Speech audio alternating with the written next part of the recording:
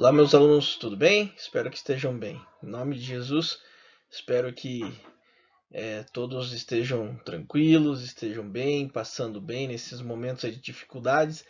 E aí, mais uma aulinha preparada especialmente para vocês. Então, nosso objetivo de hoje é falar sobre a tabela periódica, evolução da tabela periódica, certo? Eu já adianto para vocês que não há necessidade de decorar tabela periódica. Claro, uma ou outra informação seria interessante nós sabermos, certo? Mas a nossa tabela periódica em si ela não precisa ser decorada, ela precisa ser entendida, né? Então, todas as regras que veremos é no intuito de não precisar decorar. Vamos começar como? Falando do histórico, né? Como que a nossa tabela periódica chegou até então. Então, vimos nas aulas anteriores sobre reações, sobre elementos químicos, átomos, na evolução de uma forma geral dos átomos, mas não tem como falar de química, né? Continuar falando de química sem inicialmente falar sobre tabela periódica. Beleza? Então vamos lá aos nossos slides e começando sobre isso. Então a história da tabela periódica é uma história que não é tão antiga assim. Ela começa em 1829 com a Lei das Tríades de John Dobrenheiner e termina com a disposição sistemática de Dmitry Mendeleev. Se bem que Dmitry Mendeleev não é a última mesmo é a tabela periódica de Moseley, que é a que nós usamos atualmente. Mas de uma forma geral, cientificamente aceita são esses nomes, certo? Começando em 1829 e indo até a nossa tabela periódica atual, né, que foi proposta ali por Moseley. Então vamos ver um pouquinho mais sobre esse histórico, como que a nossa tabela periódica teve o formato que ela tem hoje. Então começou tudo, na verdade, muito antes do Oppenheimer, enfim, desses nomes que foram citados. Começou lá na Grécia Antiga, antes de Cristo, né? Então da Grécia Antiga vieram as primeiras tentativas de organizar os elementos químicos conhecidos. Nomezinho importante aí, Empédocles. Foi um filósofo grego que falou da existência de 4 elementos referente a tudo que existia na natureza: terra, fogo, água e ar, certo? O ar ficou meio apagadinho aqui embaixo, mas está escrito ar. Então você tem aqui em vermelho terra, fogo, água e ar.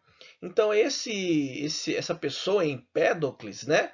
Ele percebeu a existência desses 4. Percebeu não? Ele propôs a existência desses 4 elementos. Aqui está escrito, aqui ficou apagado por causa da minha imagem, mas está escrito isso, tá? Então ele pensando aqui, ó, ele começou a perceber que tudo na natureza é uma mistura de algum desses 4 elementos, né, que seriam os elementos base que formam qualquer substância que há na natureza. E um pouquinho mais adiante, o Aristóteles ele continuou com esse pensamento, né? Ele falou: ó, esses 4 elementos, e se eu misturá-los? Então, se eu misturá-los, eu começo a formar coisas relacionado à sensação, né? Por exemplo, se eu misturar aqui para vocês, ó, a água e o fogo, né, de acordo com esse pensador, né, o Aristóteles, então essa mistura, ó, o fogo e a água, o ar, aliás, desculpe, ó, eu teria uma coisa que é quente. Então, o sentido, né? O sentido de quente nada mais é do que o fogo com o ar. E se eu misturasse o fogo com a terra? Então, o fogo com a terra, eu teria o sentido, ó, do fogo com a terra, eu teria o sentido de seco, né? Com a ausência de umidade. Então, se eu tivesse a terra e a água, né? Se eu misturasse esses dois, a terra e a água, então a água misturado com a terra, então eu teria o sentido de frio. E se eu tivesse o ar misturado com a água, eu teria o sentido de úmido. Beleza? Então Aristóteles ele começou a pensar justamente sobre essas misturas, certo? Que veio através da teoria do Empédocles, né? Que tudo é formado por esses 4 elementos: terra, fogo, água e ar. Existe até um desenho, chama-se Capitão Planeta, né? Possivelmente vocês não conheçam esse desenho, mas eu vou deixar como indicação para vocês esse desenho, Capitão Planeta, né? Se você colocar no YouTube lá, ele vai acabar aparecendo. E ele é um desenho baseado justamente num super-herói, né? Que protege o meio ambiente. E existe crianças que foram escolhidas justamente para tomar conta de cada um desses elementos. Um do terra, da fogo, da água e do ar. E tem mais um lá que é chamado de amor. E aí a união desses 4 elementos, mais o amor, que é o quinto elemento, forma o Capitão Planeta, né? Que é o capitão, um herói que protege a Terra contra, contra a poluição, contra os efeitos catastróficos da poluição em si, né? Então é bem legal, digita lá no YouTube Capitão Planeta e você vai ver um desenho bem interessante que fala sobre esses 4 elementos e mais o quinto elemento que seria o amor. Beleza? Vamos continuar.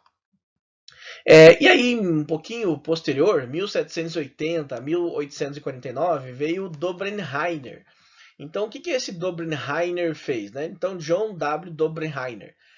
Então, ele organizou o grupo de 3 em 3 elementos. Né? Então, perceba aqui, ó, você tem uma primeira organização, ó, que seriam as tríades. Né? Tríade por quê? De 3. Então, uma primeira tríade que ele organizou ó, foi o lítio, o sódio e o potássio. Aí ele fez uma outra tríade, o cálcio, o estrôncio e o bário. Então, o cálcio, estrôncio e bário. E fez várias tríades, né? Então, aqui só tem mais alguns exemplos aqui. E ele colocou o que para formar essas tríades, né, de 3 em 3 elementos? Ele fazia a média da massa desses elementos. Então ele pegava esse primeiro elemento aqui, ó, que no caso aqui seria o cloro, com uma massa menor. Aí pegava um outro elemento que ele sabia que tinha propriedades muito semelhantes, por exemplo, o iodo, e colocava na mesma tríade. Então aqui seria a massa maior. Então perceba ó, que aqui a setinha está falando isso, né? Ó, aumento da massa atômica, da massa mesmo, tá? Então, como que foi determinado o bromo aqui na região central? Ele simplesmente fez uma média aritmética da massa do cloro. Então ele pegou aqui, ó, a massa, vou colocar como M, tá? Do cloro, do Cl, mais a massa do iodo. Então a massa do iodo pegou esses dois e fez uma média. O que é uma média? Soma 2, divide por 2. Soma 3, divide por 3. Soma 4, divide por 4. E aqui ele chegou numa média aritmética. Né? Então aqui chegou numa média aritmética. E essa média aritmética era o elemento que ele colocava aqui como central, que no caso aqui a massa mais próxima seria o do bromo. Beleza? Então ele simplesmente fez uma média desses elementos que ele conhecia, sempre colocando de 3 em 3. Por isso que é chamado de tríade. Beleza? Vamos lá, vamos continuar. Próximo. Alexandre Mlibe Chancortot. Eu não sou muito bom de falar francês, né? Mas ele fez nessa época aqui os estudos dele, 1820 1886. Então ele era um geólogo, organizou os elementos, 16 elementos químicos, né, por ordem crescente de massa atômica. E ele pensou como se fosse um parafuso, o formato, né, da espiral de um parafuso. Tanto que o modelo dele é chamado de parafuso telúrico. Então veja aqui, ó, que você tem um parafuso, né? Imagine que tem um parafuso. Aqui são aquelas ranhuras do parafuso, né? Ó, então tem uma ranhura aqui, aí tem uma outra ranhura aqui, aí assim por diante, né? Ó, tem uma outra ranhura aqui. Na verdade vai descendo, né? Como se fosse uma espiral. E nessas ranhuras ele colocou os elementos que achava que era semelhante. Então ele colocou na mesma orientação aqui, ó, né? Um embaixo do outro, ó. O K, que é o potássio, o Na, que é o sódio, e o Li, que é o lítio. Aí numa próxima ranhura, colocou elementos que ele achava que também eram parecidos, ó, sempre na mesma ranhura. Ó. Então cálcio, magnésio e berílio. E assim por diante, foi colocando nessas mesmas ranhuras. Então, depois ele fez isso num papel, depois ele abriu esse papel, né? Ele fez essas ranhuras como se fosse um parafuso, abriu o papel e nesse papel, né? Ele colocou justamente esses desenhos aqui como se fossem do parafuso. E aí depois abrindo, ele formou a tabela periódica dele, né? Então perceba que ele fez como se fosse realmente aqui, ó, o mesmo desenho do parafuso, né? Colocando nessas linhas aqui, ó, nessas linhas que são verticais, os elementos que eram semelhantes, no caso berílio, magnésio, cálcio e assim sucessivamente o que ele conhecia na época, beleza? Então esse geólogo foi sempre colocado em ordem crescente. O que significa isso? Que esse elemento de cima ele vai ter uma massa menor do que esse próximo, uma massa menor do que esse próximo, e assim sucessivamente. Então a massa atômica ela cresceria para baixo, né? Sempre em cima os elementos de massas menores e abaixo os elementos de massas maiores que ele conhecia até então. Beleza? Então esse é o Champcortot, parafuso telúrico. Vamos lá, vamos continuar. Próximo é o John Newlands, 1837 1898. Então ele fez a lei das oitavas. O que é uma oitava? É como se fossem as notas musicais. Dó, Ré, Mi, Fá, Sol. Então já foi 5. Sol, então Dó, Ré, Mi, Fá, Sol, Lá. Si, Dó, que é a sétima. E aí a oitava volta a ser o Dó, né? Então Dó, Ré, Mi, Fá, Sol, Lá, Si. E depois o Dó novamente. Então assim como está escrito aqui do lado. Então as notas musicais, né? Você tem 1, 2, 3, 4, 5, 6, 7. E aí volta a ser o Dó. Então, nas mesmas linhas, né, da mesma nota musical, né, ou seja, da oitava nota musical, ele colocava os elementos que ele achava semelhante. Então, aqui no Dó, ele colocou lá o hidrogênio, de número atômico 1. Aí depois colocou o flúor. Aí depois colocou o cloro. Né, e aí foi colocando os elementos que ele achava semelhantes um ao outro, sempre na mesma nota. Então, por isso que isso aqui era chamado de lei das oitavas, né? Que na oitava nota, no caso o Dó novamente, ele começava a repetir os elementos que tinham propriedades semelhantes, né? Então, e aí ele montou a tabelinha periódica conforme você está visualizando aí nessa imagem. Tranquilo? Vamos lá, vamos continuar. Aí um dos nomes mais importantes, para não dizer o mais importante, até o slide está de forma diferenciada, né? Ó, que é o Dmitry Mendeleev. Esse nome aí você tem que saber bem, né? Cairá nas provas e testes e tudo mais. 1834 e 1907. Eu não vou perguntar em questões avaliativas, por exemplo, datas, tá? Mas é bom você saber o período, mas eu não vou lá. Qual é o ano que o Dmitry Mendeleev falou sobre a tabela? Não, não vou falar sobre isso, né? Que a ideia não é história. E nem mesmo nas disciplinas de história ficam perguntando somente datas atualmente, né? Isso já é uma forma antiga de estudar história, ficar decorando datas. O que importa é o contexto. Então, qual que é o contexto do Dmitry Mendeleev? Né? Então, em 1869, estando na Rússia, teve a mesma ideia que Meyer foi um cientista anterior a ele, que falou sobre a evolução, né, da tabela periódica, só que não foi tão conhecida assim, né, porque ele não organizou de forma sistemática. Já o Mendeleev ele conseguiu fazer a organização de forma sistemática. Tá? Então, Meyer e Mendeleev é um pouquinho antes um do outro. Veio Meyer, logo em seguida veio Mendeleev.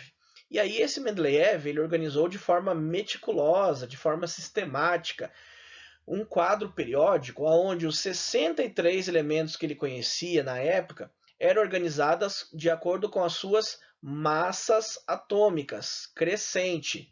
Então ele fez isso aqui, ó, fez várias fichinhas, por exemplo, aqui o hidrogênio. Ele colocou o símbolo do elemento, ó, H, e embaixo a massa que ele conhecia do elemento, 1. E aí isso aqui, ó, era uma fichinha dele, era uma cartinha que ele havia feito. E aí ele fez uma dessa para cada elemento. E aí começou a olhar também sobre as propriedades e começou a colocar do lado da mesma linha, né, na mesma linha, os elementos que tinham propriedades químicas muito semelhantes. Então ele montou a primeira série, que ele chamou aqui, ó, que é a primeira linha. Então veja que a primeira linha só tem o hidrogênio, não tem mais nenhum elemento aqui que ele imaginava que fosse parecido com o hidrogênio. Aí logo em seguida, ó, na segunda série, fez a mesma coisa com o lítio, ó, massa 7. Aí deixou um espaço em branco, porque o próximo seria o berílio, de massa 9,4. Por que ele deixou esse espaço em branco? Que entre 7 e 9,4 há um espaço muito grande de massa e também relacionado às propriedades que ele conhecia. Então ele sabia que aqui no meio ó, seria colocado o elemento posteriormente que seria descoberto. Então por isso ele deixou esse espaço. Aí depois, da mesma forma, colocou o boro, o espaço, o carbono e foi montando esses elementos aí que ele sabia que eram conhecidos, né? E também tinham propriedades semelhantes. Então perceba que a tabela periódica dele foi sempre organizada de acordo com a massa, 7, 9,4, 11, 12, 14, 16, 19, assim sucessivamente, né? Então ele tinha aqui, ó, 12 linhas, né? E no caso, ó, grupo 1, 2, 3, 4, 5, 6, 7, 8.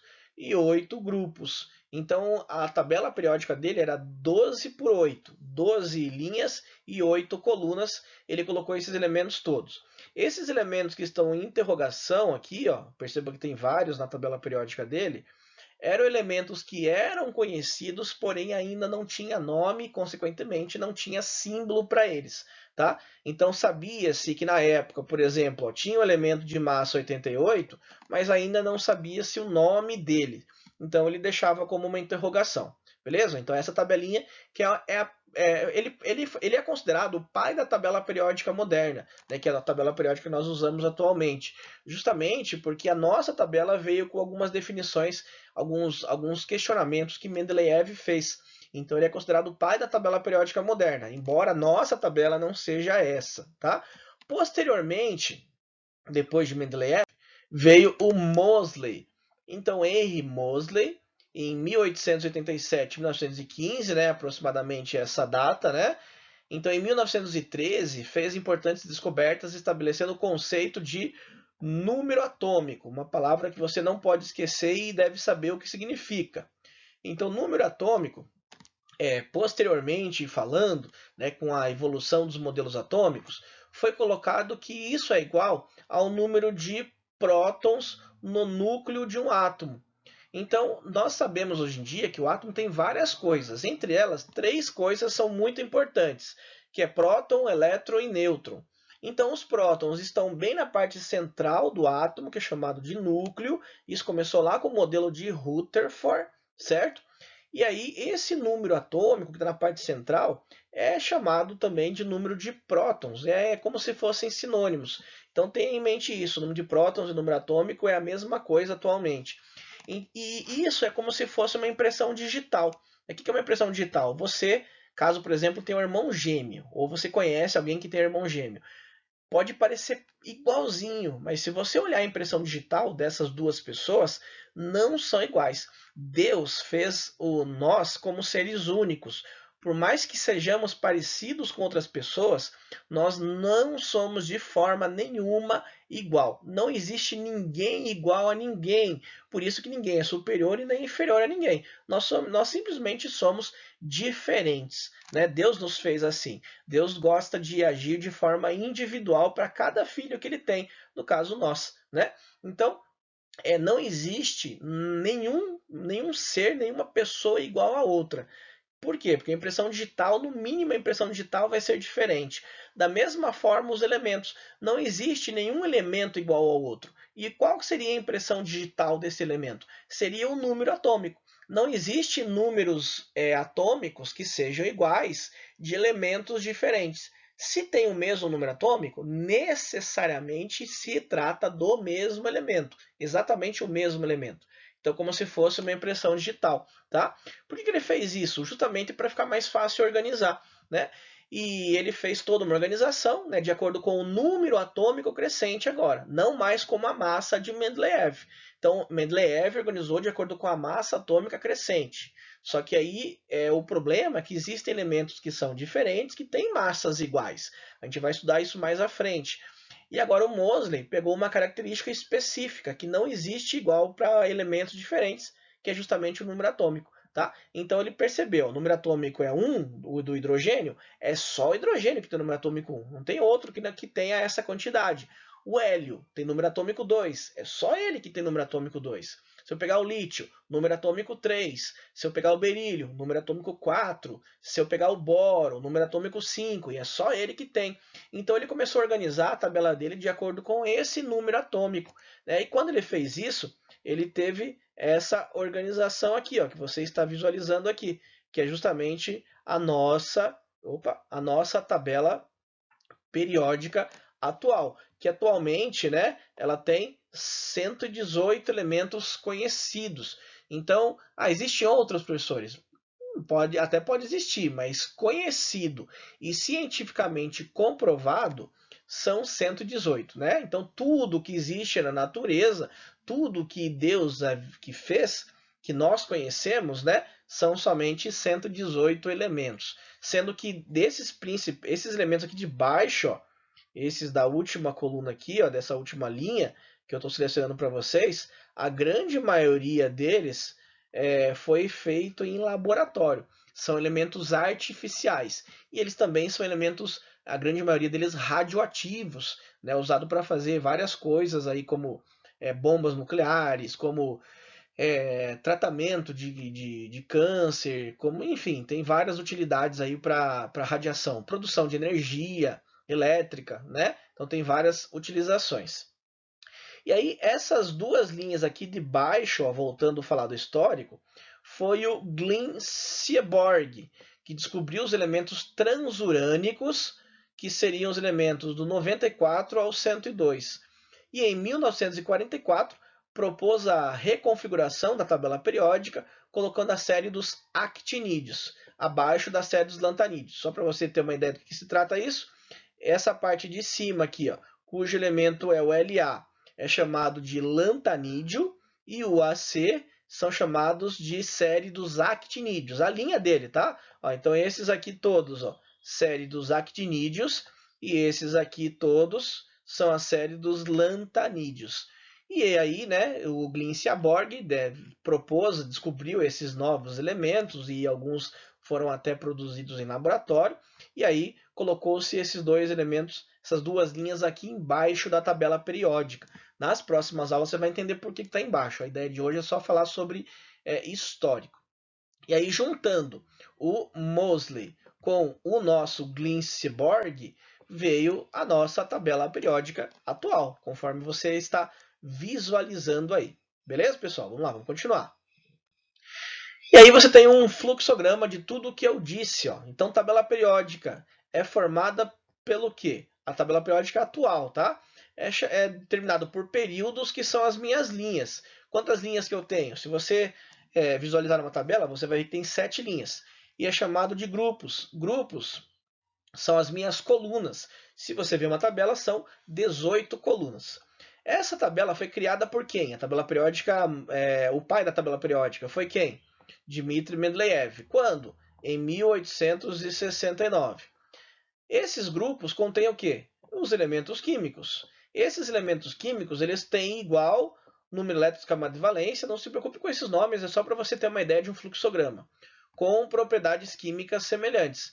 Então saiba que os grupos da tabela, né, as colunas, são os elementos que têm propriedades químicas semelhantes. Quem são meus grupos? Olha aqui, ó, as colunas. E quem são os meus períodos? Seriam as linhas da tabela. Essa tabela periódica foi organizada com o quê? Com o número atômico, que é a nossa tabela periódica atual. Descoberto por quem? Por Henry Moseley. Quando? Em 1913. Beleza? Então aqui você tem um fluxograma de algumas informações sobre a tabela. E aí eu vou propor uma atividade para vocês nesse exato momento. Qual seria a atividade? Vamos lá. Seria elaborar uma linha do tempo, colocando na parte superior o nome dos cientistas com as respectivas datas e na parte inferior as principais características, conforme o exemplo abaixo. Então aqui eu peguei só Dmitry Mendeleev, tá? Então você vai fazer uma linha, vai colocar aqui uma divisória, aí na parte superior vai colocar aqui o nome do cientista, Dmitry Mendeleev, a data que foi citada aqui nessa aula, e na parte de baixo coloque de forma resumida a principal característica dessa tabela. Por exemplo, organização conforme a massa atômica crescente. E aí você vai pegar todos esses que eu falei durante essa aula e vai fazer essa linha do tempo. E aí você vai postar isso como a sua atividade dessa aula. Tranquilo, pessoal? Então espero que tenha gostado, né? Espero que tenha aprendido sobre a evolução da tabela periódica, que é muito importante. E nas aulas posteriores continuaremos a falar sobre a tabela periódica em si, um pouquinho mais aprofundado, tá? Então não deixe de entender bem essa aula. Um grande abraço, Deus abençoe a todos vocês e tamo junto aí aonde quer que você esteja. Um grande abraço.